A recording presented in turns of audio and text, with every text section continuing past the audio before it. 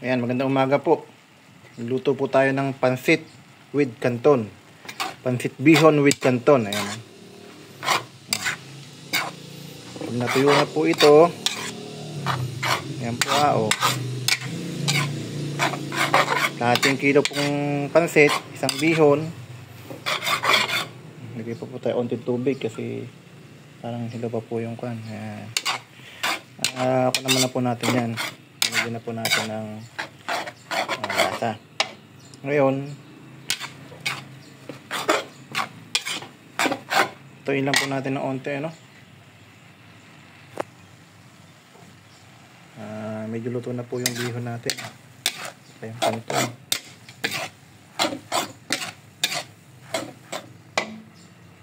Lagyan na po natin yung gulay na binasa po natin kanina.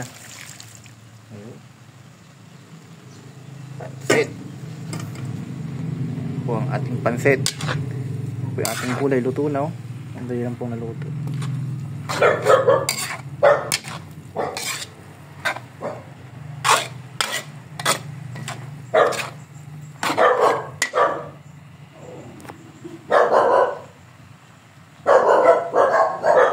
Yan lamang po. Ayan po, ano, ang ating pansit bihon with canton. Ayan po ang ating tanghalian po ngayon, ano. Hindi na tayo magluluto ng ulam. Magandang umaga po sa atin.